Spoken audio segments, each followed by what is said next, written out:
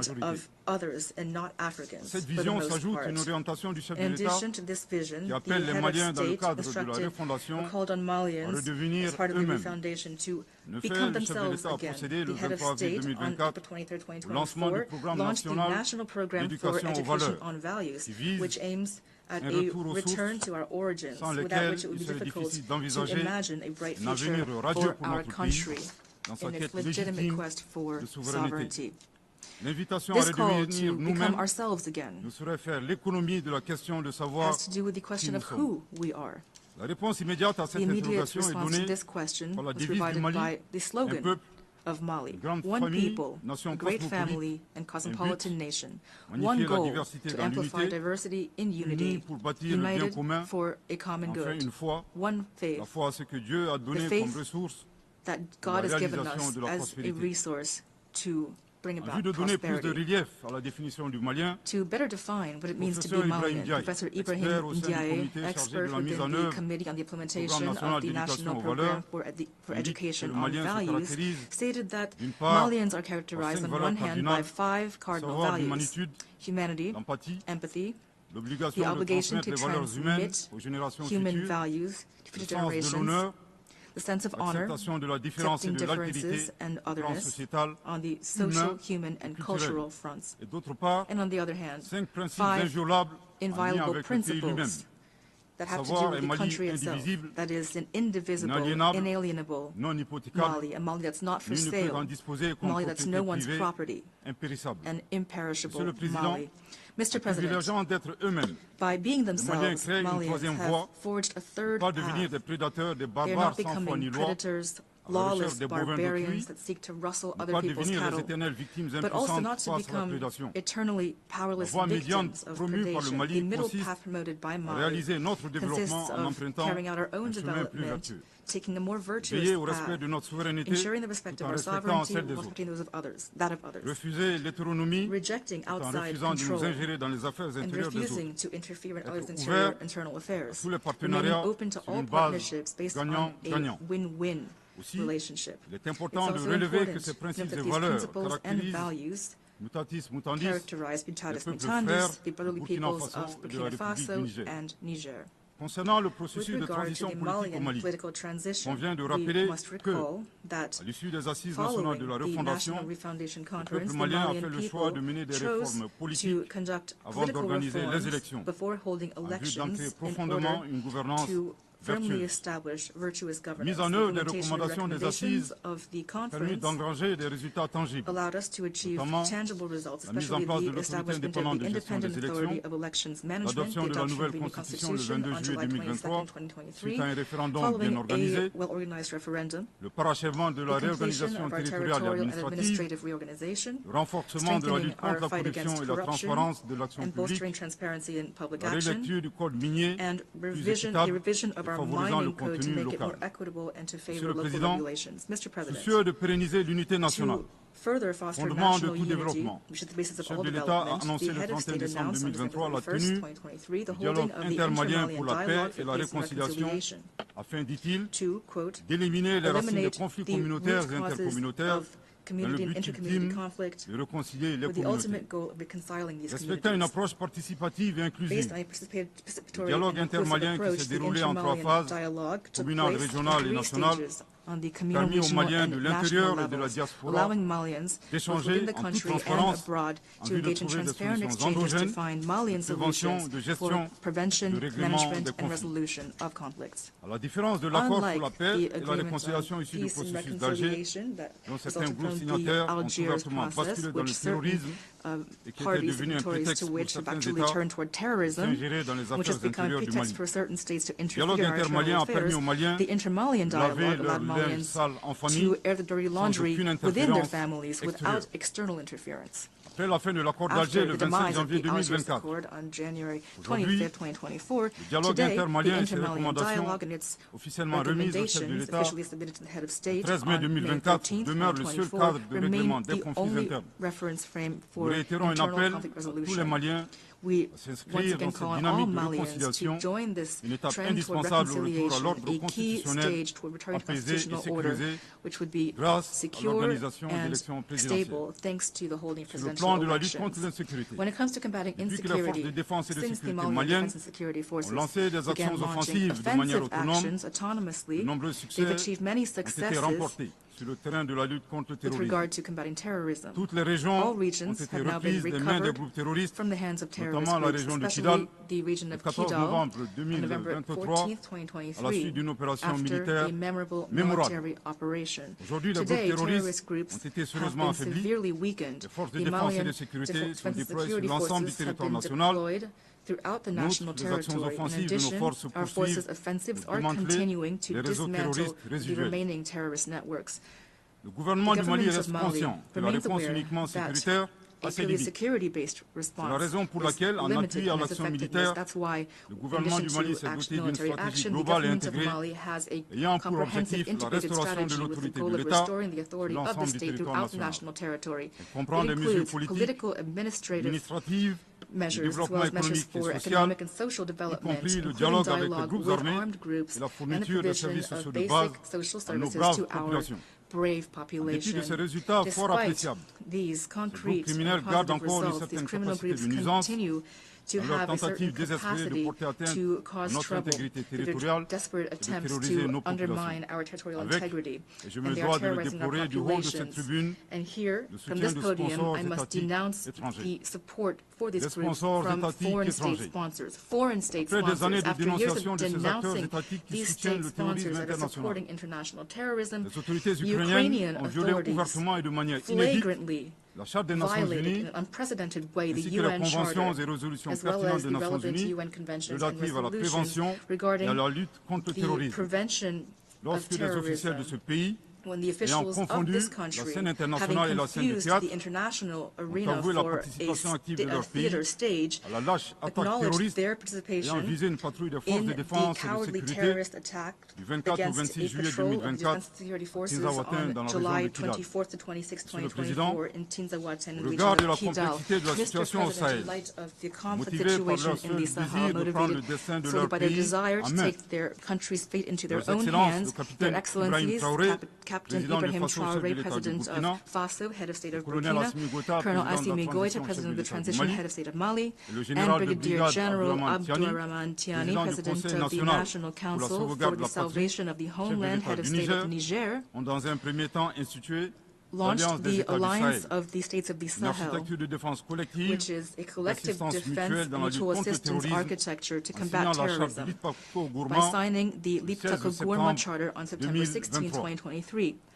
10 months later, exactly 10 months later, on July 6, 2024, the founding fathers of the AES, the Alliance of States of the Sahel, sovereignly decided to transform this mechanism into a confederation based on 3 pillars: diplomacy, defense, and development, with the ultimate goal of bringing about a federation.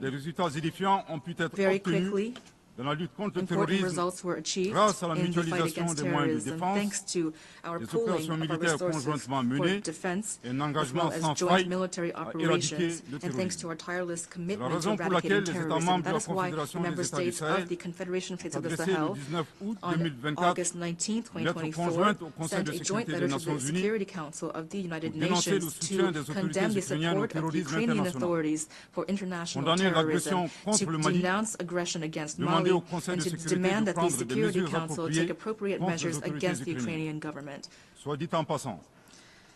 Here I would also like to recall that this letter was sent at a time when Mali was still waiting for the outcome of a previous letter sent to the Security Council from August 15, 2022, which exposed the acts of aggression committed by France against Mali, as well as France's involvement in the promotion of 3 forms of terrorism in the Sahel: armed terrorism, economic terrorism, and media terrorism.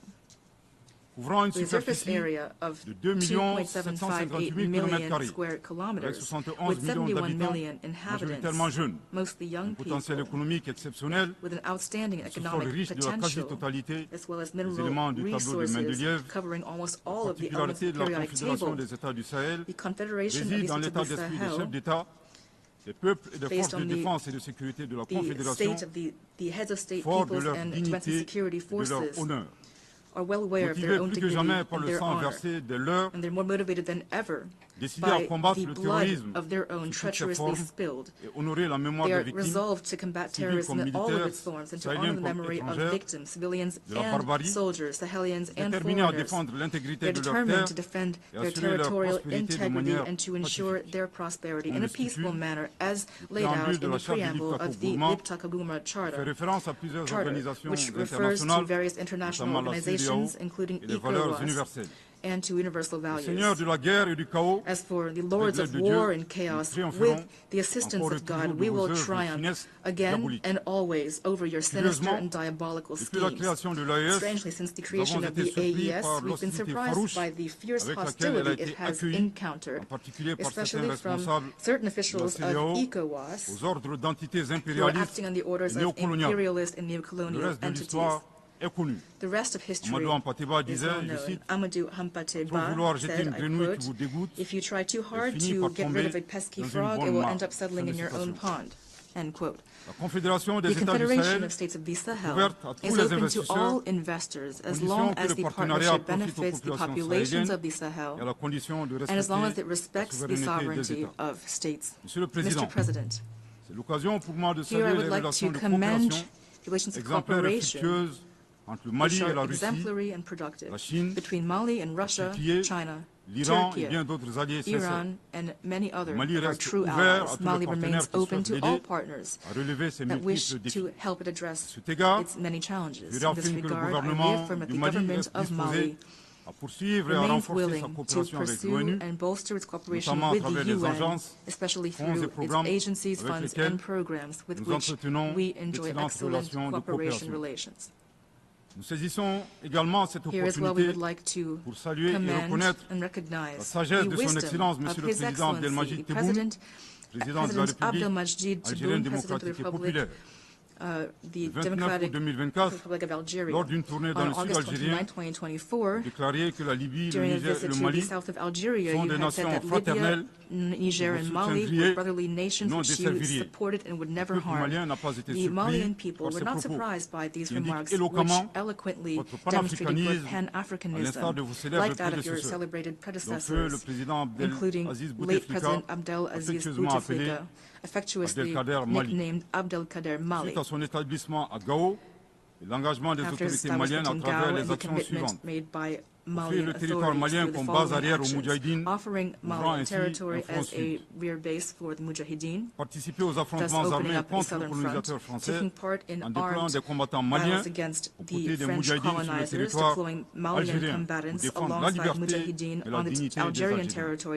Défendre la cause algérienne defending the Algerian cause in all diplomatic institutions until they recovered their independence. Cependant, however, il est de notre it is devoir our d'appeler duty votre haute to attention call to your sur les propos noble incongrus attention de vos the collaborateurs, incongruous remarks allant à made by contresens de two of your votre souhait colleagues de promouvoir des relations which go harmonieuses against your avec vos wish to voisins promote dans le Mali. harmonious relations with your 31 neighbors, juillet including Mali. 2024, On July 31st, ministre 2024, algérien the Algerian Minister des of Affaires Foreign étrangères Affairs declared that the que la crise Malian malienne crisis n'avait pas did besoin de not solution need a militaire. military C'est un solution. conflit entre He said frères. this is a conflict between La brothers. solution ne peut The être que solution politique. must be political. Au sujet de With l'accord regard to d'Alger, the Algiers Accord, il a affirmé he qu'il avait stated été that bénéfique it pour le was Mali beneficial to et avait Mali préservé la and had souveraineté protected et the l'intégrité sovereignty, territoriale du territorial Mali. integrity of Mali. S'en départir par Deviating conséquent from this accord, aura therefore, un would have a impact negative négatif impact on all sur of tous les its acquis. achievements, he said. En outre, In addition, le 26 août on August 2024, 26, votre 2024, représentant permanent your auprès des Nations representative Unies a to the déclaré, je UN cite, declared, ce matin, I j'ai appris quote, par les médias "This qu'un morning I drone learned from media a reports effectué une that a frappe dans le drone nord du carried out Mali, a strike in the tuant north of une Mali, vingtaine de killing civils. about 20 Ceux qui appuient civilians. sur la manette de ce drone Those who were n'ont de operating compte this à rendre drone à personne sur can ces be held frappes. accountable Fin de to citation. no one." De l'analyse des End propos du quote. premier, nous If you constatons look at those first grave remarks, you ingérence dans can les see affaires major intérieures du Mali. interference in the internal affairs effet, of Mali. la nature The de la nature solution of the déployée par solution les autorités maliennes used by the ne Malian concerne authorities que les Maliens. concerns only the Malians Depuis la fin themselves. de l'accord d'Alger Since le the 25 demise janvier of the Algiers 2024, Agreement les Maliens on January n'expriment qu'un seul 25th, vœu le concernant, 2024, que Malians son âme repose have only en paix. one wish regarding its fate, that Monsieur le it ministre rests des in Affaires peace. étrangères, l'accord est bien et Distinguished Minister belle of mort. Foreign Affairs, Vos the incantations accord ne serviront is pas dead à le and ressusciter. gone, and you will not be able to Vous me donnez resurrect l'occasion it. d'une part de vous réitérer que nul ne peut Here I aimer would le like to Mali reiterate that plus que les Maliens, no one d'autre part de vous rappeler loves que Mali le more Mali than et son peuple Malians. I also ne seront remind pas you des that Mali spectateurs face and aux its people assauts are not just et l'adversité. spectators in the face Pour of chaque balle tirée attacks and contre nous, adversity. nous réagirons par For every réciprocité. bullet Pour chaque fired mot against us, employé we de will travers, reciprocate. nous For every réagirons par word réciprocité. employed against us, we will À reciprocate. bon entendeur, Don't say tant pis. we didn't warn you. quant au représentant permanent As for the algérien, Algerian PR, en plus d'offrir le gîte in et le addition to couvert, providing certainement room avec and de succulents board, plats, I'm sure, associated with delicious dishes like shakshuka and shorba, for fugitive terrorists and renegades, his role as go-between is in no way assisting the promotion of neighborly relations. In his remarks, he makes serious, baseless accusations, on one hand implying that the victims were civilians, which is defamatory and irresponsible, and on the other hand, he stated that the operators of the drones were not accountable to anyone. This helps to fuel a disinformation campaign against Mali, while supporting the idea that the valiant Malian defense and security forces would be incapable of themselves operating drones. Here, I would like to remind you that the rise and the improvement of the Malian armed forces is a tangible reality that has helped us to regain control of all of our national territory. As for the use of drones, the operators were indeed Malians who acted with professionalism like the rest of the defense and security forces. And they were targeting terrorists in accordance with international norms. I remind you that several years ago, those who promoted the instrumentalization of human rights were determined to tarnish the counterterrorism performance of the national Algerian army, highlighted the subversive question of who is killing whom. And today, we are very disturbed that the Algerian PR himself is the one weaponizing human rights against the Malian army. Mali calls for these two mad diplomats to stop Manifestement, ils ignorent tout à la fois de l'histoire entre les peuples frères du Mali et de l'Algérie, de la contribution exceptionnelle du Mali à la guerre de libération algérienne, certainement de la géographie, car ils considèrent à tort They also are ignorant of geography because they wrongly consider Mali to be a wilaya, that is, an Algerian province. Le Mali exige de ces deux énergumènes diplomatiques qui cessent d'entrer dans l'histoire à reculons. Manifestement, ils ignorent tout à la fois de l'histoire entre les peuples frères du Mali et de l'Algérie, de la contribution exceptionnelle du Mali à la guerre de libération algérienne et certainement de la géographie, car ils considèrent à tort le Mali comme une wilaya, c'est-à-dire une province algérienne. Je répète pour une dernière fois. Le Mali exige de ces deux énergumènes diplomatiques qui cessent d'entrer dans l'histoire à reculons. Manifestement, ils ignorent tout à la fois de l'histoire entre les peuples frères du Mali et de l'Algérie, la contribution exceptionnelle du Mali à la guerre de libération algérienne, et certainement de la géographie, car ils considèrent à tort le Mali comme une wilaya, c'est-à-dire une province algérienne. Monsieur le Président, la situation régionale et internationale, le Mali reste très attentif au développement en cours en Afrique et dans le reste du monde. Ici, sommes-nous préoccupés par le niveau de violence au Moyen-Orient, notamment dans les territoires palestiniens occupés. Le peuple malien réaffirme son soutien au peuple palestinien frère dans sa lutte légitime pour l'autodétermination. Le gouvernement du Mali réitère son appui à la solution à deux États, Israël et la Palestine, vivant côte à côte, en paix et en sécurité à l'intérieur de frontières sûres et internationalement reconnues. Nous condamnons sans réserve l'usage indiscriminé de la force par l'armée israélienne contre les Palestiniens. Au plan humanitaire, le Mali est préoccupé par la situation précaire des millions de réfugiés the dire plight of millions of refugees and IDPs throughout the world due to armed conflict, natural disasters, and climate change. Here I'm thinking in particular of my countrymen who are refugees in neighboring countries, countries that I thank for their hospitality and generosity. I assure them that the government of Mali will spare no effort to continue to assist them and to pave the way for a dignified return of these refugees, a safe and dignified return to their homes. There are many challenges to international peace and security, and these call for a reform of the UN architecture. In the same vein, Mali continues to advocate a reform of global political, economic, and financial governance to create optimal and just conditions for the development of our countries. Le Mali continue de plaider pour la réforme des institutions financières internationales, international financial institutions such as the World Bank and the IMF. De même, Similarly, nous saluons les modèles we alternatifs welcome alternative and credible models such as BRICS. Le changement climatique constitue également une menace réelle pour les générations présentes et futures. current future generations.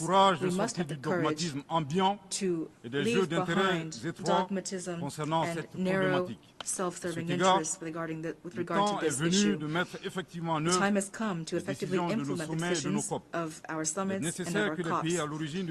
The countries that caused climate change must shoulder their full responsibility, including by supporting the efforts of countries of the South to engage in eco-friendly development.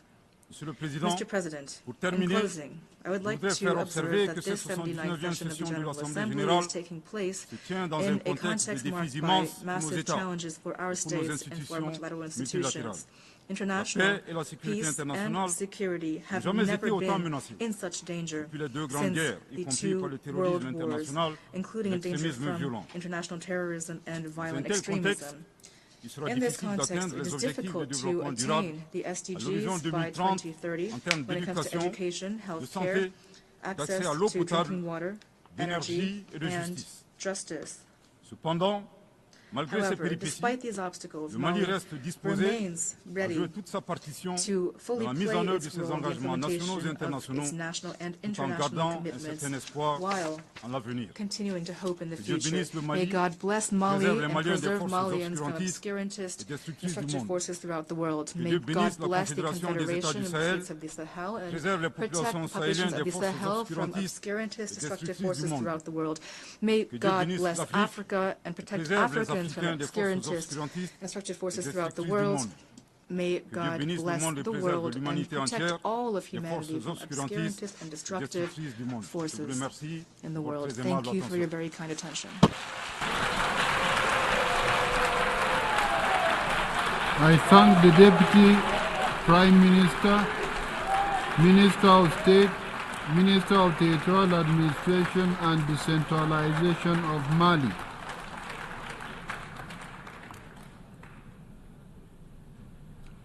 I now give the floor to Her Excellency Retno Lestari Priansari Marsudi, Minister for Foreign Affairs of Indonesia.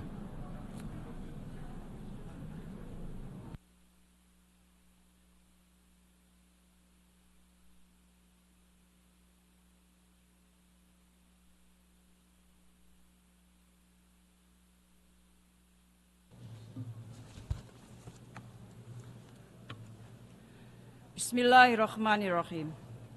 Mr. President, this is my last opportunity as the Foreign Minister of Indonesia to represent my country to speak before the UNGA. A decade of so many challenges, but at the same time, a decade of Indonesia's many contributions in addressing global issues. One of them is Palestine. Indonesia cannot, I repeat, cannot sit back and relax, seeing the injustice that continues to be committed against the people of Palestine. Indonesia is and will always stand with the people of Palestine to attain their right to have an independent state of Palestine. As I speak now, more than 41,000 people in Gaza have been killed. Situation in West Bank, Lebanon are deteriorating. Is that not enough? Is that not enough? Will the Security Council only take action to stop Israel atrocities when all Palestinians are displaced? Or when 100,000 Palestinians are killed? Or when a regional armed conflict breaks out? That will be too late. PM Netanyahu yesterday mentioned, and I quote, that Israel seeks peace, that Israel yearns for peace. Really? How are we supposed to believe that statement? Yesterday, while he was here, Israel conducted unprecedented massive air attack on Beirut.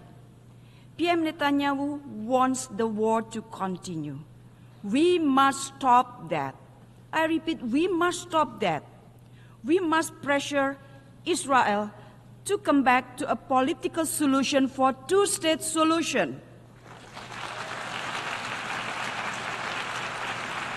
Mr. President, the overwhelming majority of the UN members strongly support the two-state solution, and this is the right time to walk the talk.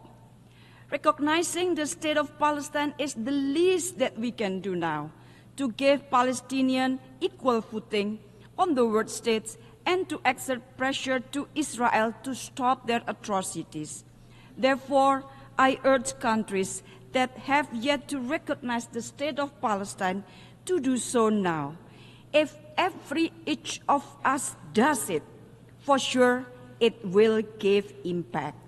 The recognition of Palestine today is an investment that will yield a more peaceful, just, and human world tomorrow.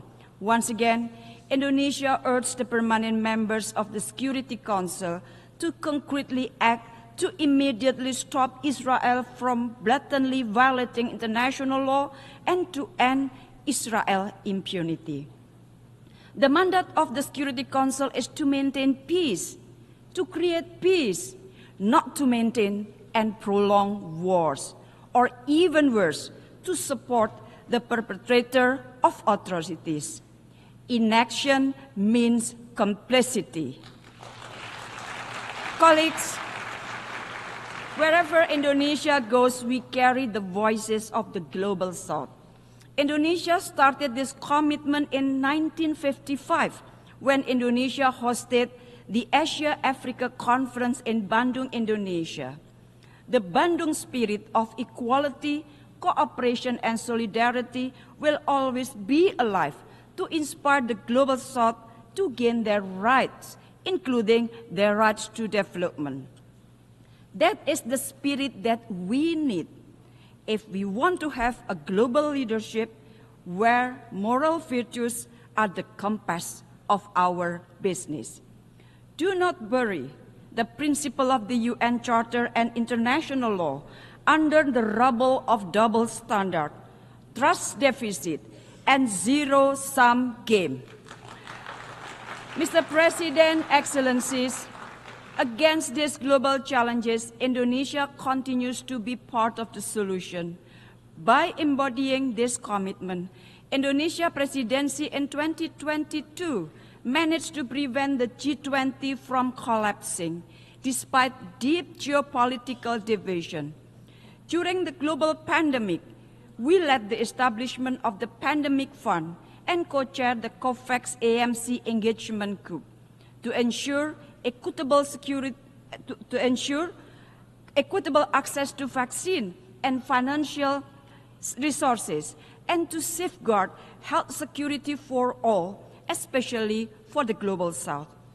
As a member of the Human Rights Council, Indonesia continuously calls for inclusive partnership in addressing global human rights issues. And amidst regional rivalries, Indonesia pioneered the ASEAN Outlook on the Indo-Pacific as a framework for concrete and inclusive cooperation. To embrace, not to contain. We have demonstrated that global leadership will never be attained through force, domination, and fear. Global leadership should be about guiding collective action by listening, empowering the collaboration, and instilling hope. This is what I say, leadership without hegemony. Mr. President, Excellencies, to attain this vision, we must focus on three key priorities. First, advancing peace through inclusive leadership. Multilateral system should be reformed.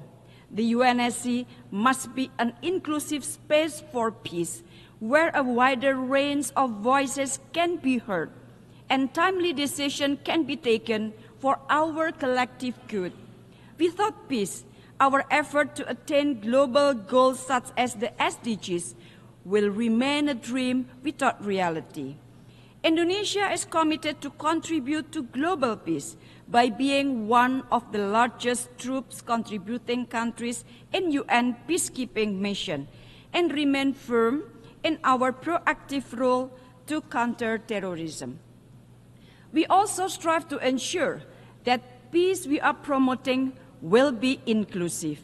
by advancing the women, peace and security agenda, contributing to women empowerment, including pursuing equal access to education to women and girls in Afghanistan.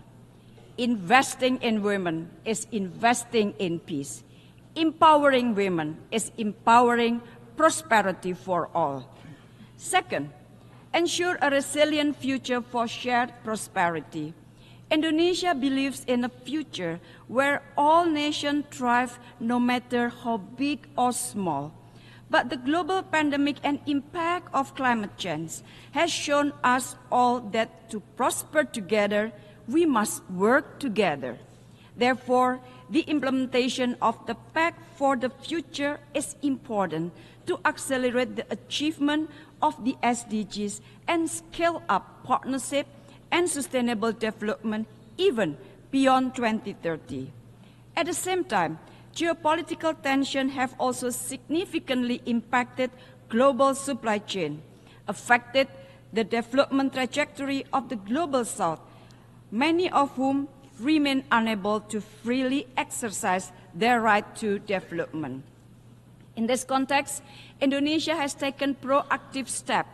Earlier this month, Indonesia held the second Indonesia-Africa Forum to enhance cooperation in international supply chains and connectivity and build collaboration in preparing for the future challenges. Indonesia also hosted the 10th World Water Forum, I repeat, the 10th World Water Forum this year. We believe that water is a crucial element for shared prosperity. And third, building bridges to foster global collaboration.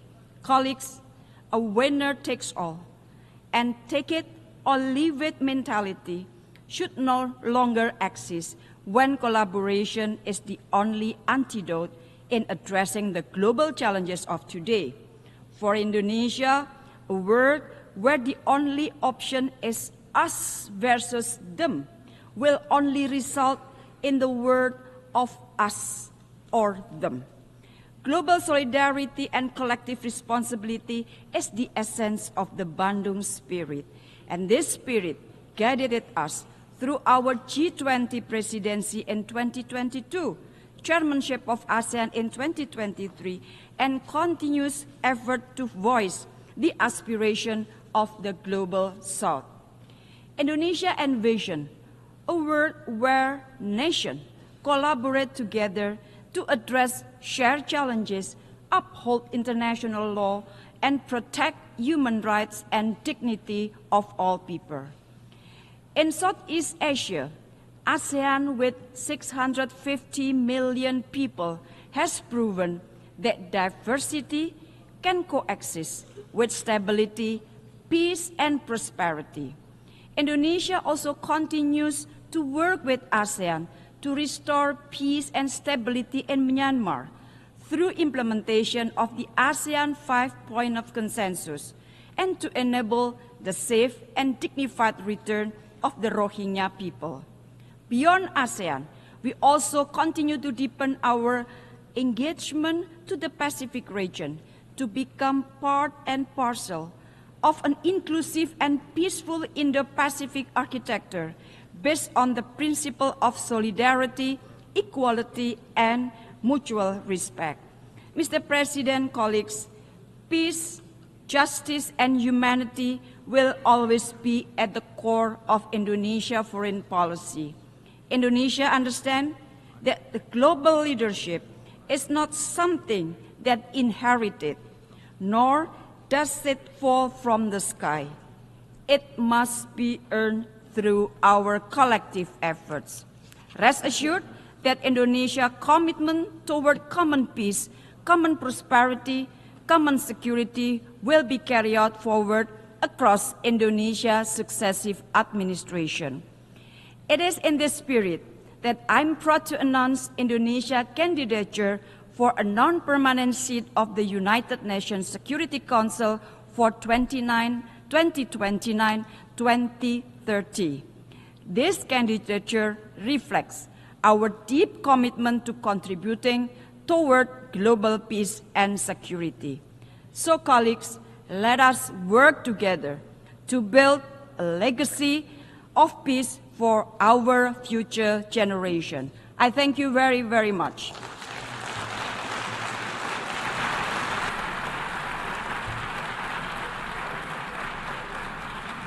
I thank the Minister for Foreign Affairs of Indonesia.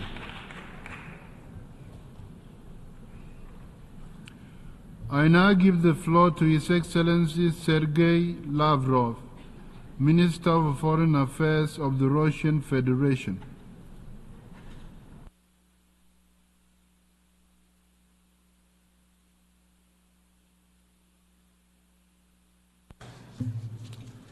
Distinguished Mr. President, ladies and gentlemen, a few days ago, within this building, the forum entitled The Summit of the Future took place. Russia showed understanding to the Secretary-General's idea to convene that summit, since the crisis of our organization is growing worse and something needs to be done about that. And we were involved honestly in the preparations for the summit, although quite frankly we didn't have any particular illusions about it.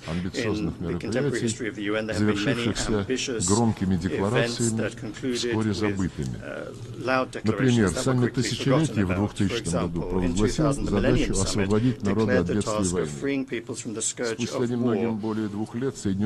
Just 2 years after that, the USA, at the head of the coalition of the willing, under the laughable pretext, without a mandate from the UN Security Council, invaded Iraq, a country which has still not been able to recover from the destructive consequences of that escapade. In 2005, the UN World Summit declared a commitment to establishing a just peace in accordance with the principles and purposes of the UN Charter. This sacred obligation certainly didn't stop the USA and their allies from getting the then leader of Georgia, Mikhail Saakashvili, in 2008 to unleash an armed aggression against the people of South Ossetia and Russian peacekeepers. And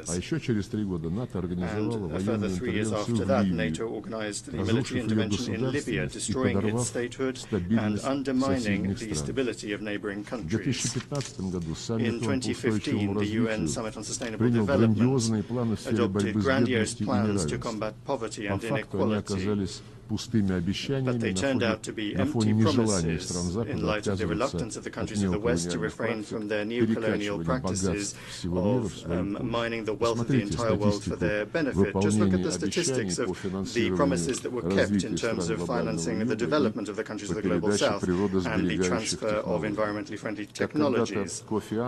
Just like Kofi Annan and Ban Ki-moon in the past, the current Secretary-General advanced his own initiative under the slogan of rebooting global cooperation.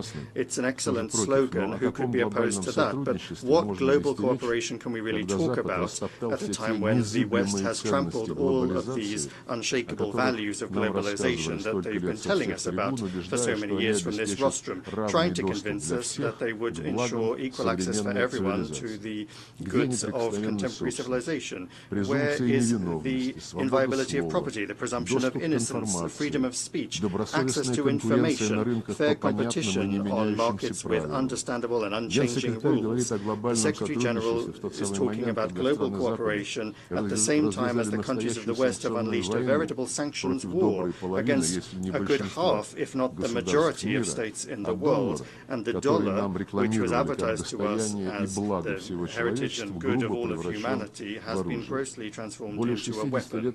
For more than 60 years, there has been a trade blockade of Cuba, the cancellation of which the overwhelming majority of members of the international community are calling for, in the pursuit of the ever more ephemeral aim of preserving their domination. Washington is blocking the normal work of the World Trade Organization on dispute settlement and reform of the Bretton Woods institutions, these structures of which, for a long time now, have not reflected the real balance of forces in the global economy and finances. The West also wants wants to transform the UN into a tool for advancing its mercantile plans. As was shown by the Summit of the Future, there are more and more attempts to erode the intergovernmental nature of the organization. Long necessary changes in the staffing of the Secretariat are being held back. Key posts in the Secretariat are now essentially occupied and handed down to representatives of the Western minority. If the Secretary General is calling for a reboot of global cooperation, then the Secretariat must advance unifying ideas and propose compromise options rather than coming up with excuses to introduce into the UN's work narratives that are beneficial to the West. Breathing new life into the UN, it's not too late to do that, but in order to do that, we can't have unrealistic summits and declarations. Rather, it must be done through rebuilding confidence and trust on the basis of the Charter principle of the sovereign equality of all member states. However, as long as confidence is being undermined, for the time being it is, and the actions of the West to create in circumvention of the UN narrow formats that are subordinate to it to resolve subsidiary fateful issues such as internet governance and artificial intelligence. But those problems affect the future of all of humanity, and they must be considered on a universal basis without discrimination or trying to achieve unilateral advantage. That is to say that there must be an honest negotiation involving all members of the UN, rather than the way that the so-called Pact of the Future was prepared for, without a single plenary round of negotiations that all countries would be involved in, but instead of that, the work was carried out under the control of Western manipulators. As a result, the Pact, even before it was born, had already joined the pantheon of declarations that sound nice in English. Sad as it is, that is the fate of products of these World Summits. However, things aren't any better when it comes to implementing Security Council resolutions, which are binding. The sabotage of decisions on the Kosovo settlement and the Dayton agreements on Bosnia and Herzegovina says a great deal. But the most glaring example continues to be spinning out over almost 80 years the consensus resolutions on the creation of an independent Palestinian state coexisting in peace and security with Israel. There can be no justification for acts of terrorism, which Israelis fell victim to on the 7th of October last year. But everyone who still has a sense of compassion is outraged by the fact that the October tragedy is being used for the mass collective punishment of the Palestinians in the form of an unprecedented humanitarian catastrophe. The killing of Palestinian civilians with American weapons must immediately be ended. It is important to ensure the delivery of humanitarian aid to the enclave, the reconstruction of infrastructure, and most importantly, it is important to guarantee the realization of the legitimate right of the Palestinians to self-determination and to allow them not in words but in deeds, as they say, on the ground, to create a contiguous and viable state within the 1967 borders with its capital in East Jerusalem. Another glaring example of terrorist methods as a means of achieving political aims is the inhumane attack on Lebanon that transformed civilian technology into a lethal weapon. There must be an immediate investigation into this crime, but already we cannot remain silent in the face of the many publications in the media, including in Europe and here in the United States, that indicate to varying degrees the involvement and at the very least awareness of Washington when it comes to the preparation of that terrorist attack. And we understand that the Americans always deny everything, and they do everything they can to hush up any facts that come to light, as they did in response to the irrefutable evidence of their implication in the terrorist attack on the Nord Stream gas pipeline. Those gas pipelines, incidentally, were a marvelous symbol of that self-same global cooperation that our Secretary General dreams of. But as a result of their destruction, the competitiveness of the European Union in the global economy has been undermined for long years to the benefit of the United States.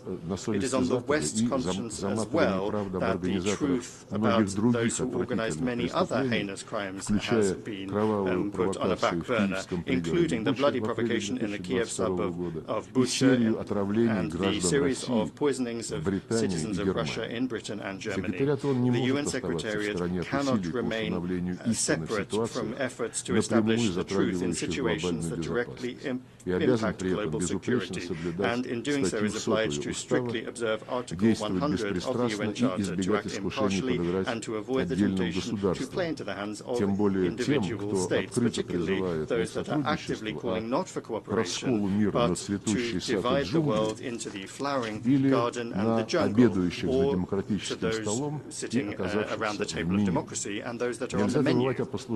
We mustn't forget also about the service record of those that demand that their rules be implemented by the rest of the world. The invasion of Afghanistan and the inglorious 20-year presence there of the infamous coalition was accompanied by the formation of Al-Qaeda. A direct result of the aggression against Iraq was the creation of ISIL. Unleashing the war in Syria gave rise to Jabhat al-Nusra, which is now Hayat Tahrir al-Sham, and the destruction of Libya opened the floodgates for the permeation of terrorism into the Sahara-Sahel region and for the flow of millions of illegal migrants to Europe. We call upon all of those that are thinking about the future of their peoples and countries to be very wary of any new escapades by those who invented these rules. We are particularly concerned by the now almost commonplace practice of political killings, as once again took place yesterday in Beirut. The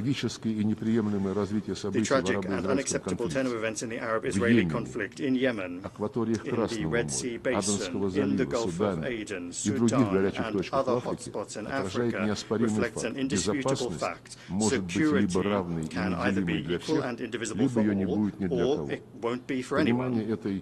An understanding of what would seem to be a simple truth in the context of European security is something that Russia for years has been trying to impart to Washington, London and Brussels, who are obsessed with their complexes of their own exceptionalism and impunity, although they initially promised not to expand NATO, and in 1999 and in 2010 they signed in official documents of OSCE summit an obligation to not ensure their security at the expense of others. In fact, the North Atlantic Alliance for 3 decades has been carrying out the geopolitical and military expansion of NATO into Europe. It is trying to take root in the South Caucasus and Central Asia, creating direct threats to the security of our country.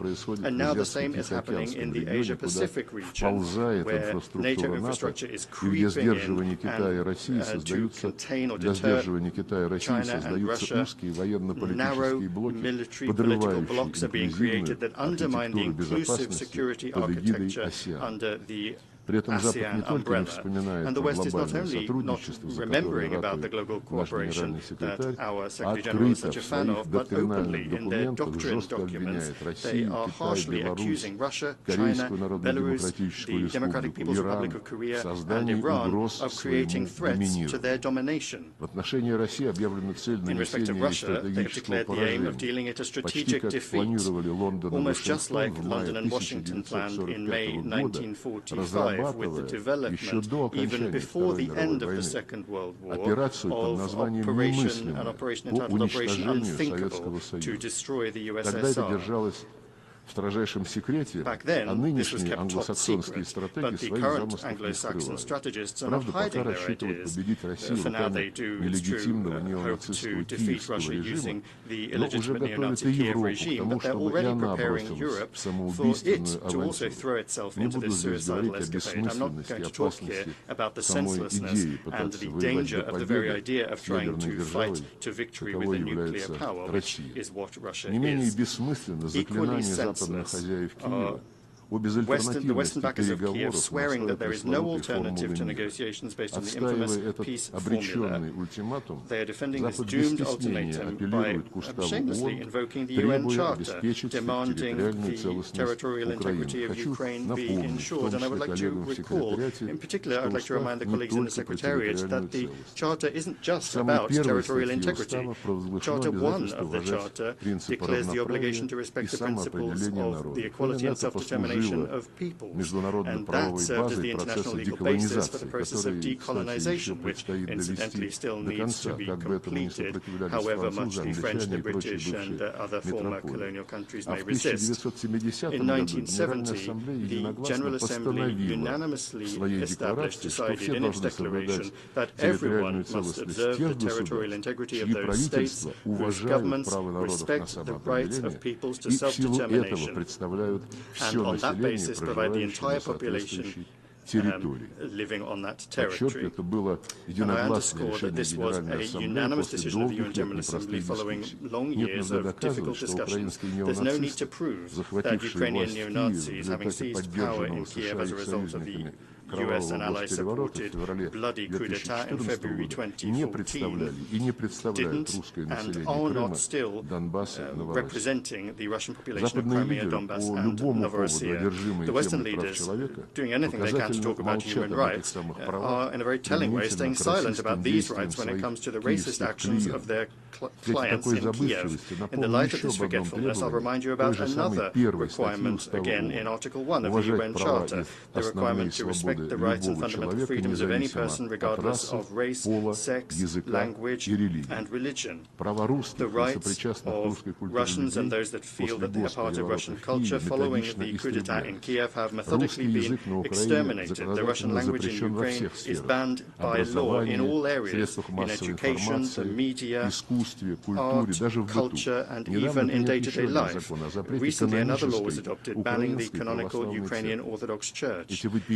These are gross violations of the rights of Russians enshrined in the UN Charter, and they bring with them threats to the security of Russia and all of Europe, stemming from the Kiev regime and those that are dragging it into NATO. And all of these are the root causes of the current Ukrainian crisis.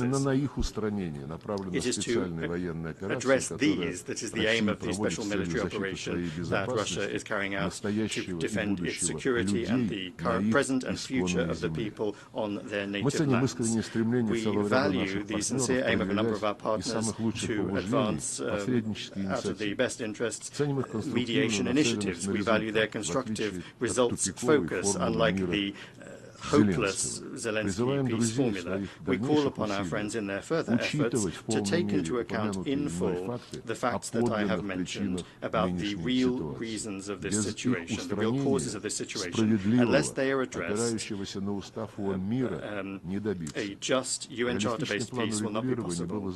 A realistic settlement plan was outlined by President Putin on the 14th of June, when once again convincingly he demonstrated Russia's goodwill when it comes to achieving negotiated agreements, the prospects for which were thrown out by Kiev and its backers as a result of the coup d'etat in 2014, the disruption of the Minsk agreements in 2015 and the Istanbul agreements of 2022. The unprecedented level of arrogance and aggressiveness of Western politicians against Russia simply not only nullifies the Secretary General's idea of global cooperation, but it is increasingly also blocking the functioning of the entire system of global governance, including the Security Council. That's not something we chose, and we're not responsible for the consequences of this dangerous course. However, if the West doesn't stop, there will be serious costs that will be felt by everyone. It is clear to the global majority that confrontation and hegemony will not resolve any global problem. They will only artificially hold back the objective process of the formation of a multipolar world order that will be based on the equal rights of large and small nations, that will respect the values of human identity, the equality of men and women, and the rights of peoples to determine their own fate. And incidentally, all of these are also quotes from the UN Charter, just like the principle of non-interference in the internal affairs of sovereign states as well, a confirmation of which, to the shame of the members of our organization, was blocked by the US and their satellites at that very same Summit of the Future when the pact was adopted. Speaking on the 18th of September before for the participants in the 4th Eurasian Women's Forum in St. Petersburg, President Putin underscored the need for a pooling of efforts in the name of sustainable development and general, universal, equal and indivisible security. Addressing the most complex problems facing all of humanity is something we can only do together, taking into account one another's interests. The West must realize this and refrain from its neo-colonial ideas. The Global South and the East are more loudly speaking about their rights and their fully fledged participation in decision-making processes on the whole range of the international agenda, which is becoming particularly relevant in a situation in which the West is steadily destroying the model of globalization that they themselves created. The role of interstate associations in Asia, Africa and Latin America is growing stronger, including the Shanghai Cooperation Organization, the African Union, the Community of Latin American and Caribbean Countries, the League of Arab States, the Eurasian Economic Union, the Association of Southeast Asian Nations, and others. The contacts between those regional integration structures are being established among themselves and also with the global association, the BRICS, which is creating opportunities for harmonizing approaches and agreeing on mechanisms for mutually beneficial cooperation and development that are not under the control of any negative external influence or diktats. All of these objective processes need to be taken into account in the work of the G20 as well, where the G7 is no longer able to pick the tune. We need to take a new look at ways of ensuring security in various regions, learning lessons from the sad experience of the functioning of the NATO-centric models, or the models, the so-called model of Euro-Atlantic security that the West has used to serve their own expansionist ideas. Russia advanced the initiative of forming an inclusive architecture of equal and indivisible security in Eurasia, which, and I wish to underscore this, is open for all states and organizations on our shared continent. We stand ready to work together to find mutually acceptable solutions, the use of interlinkages and the natural competitive advantages of a single Eurasian space. This will be the subject of an international conference in Minsk that begins on the 31st of October this year. We are not stepping away from dialogue with the West. In July, upon the proposal of Russia, there was an open debate in the Security Council on the subject of building a more just, more sustainable world order. We believe it is important to begin the discussion that has begun in the UN as well as in other platforms. A fairer world order undoubtedly requires the expansion of the representation of the Global South in the UN Security Council.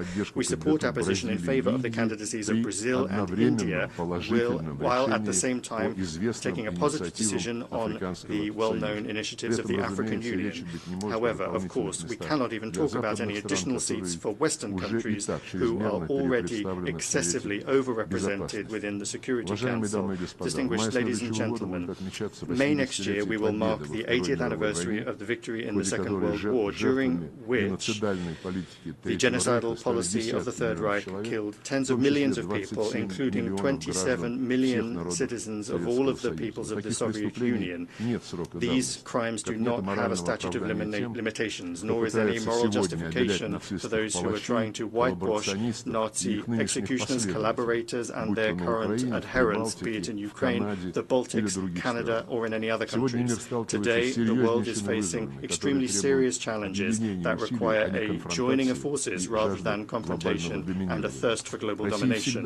Russia will always stand on the side of collective work, on the side of truth and law, peace and cooperation, in the interests of giving rebirth to those ideals that were enshrined by the Founding Fathers. That is the aim of the Group of Friends in Defense of the UN Charter that was created upon the initiative of Venezuela.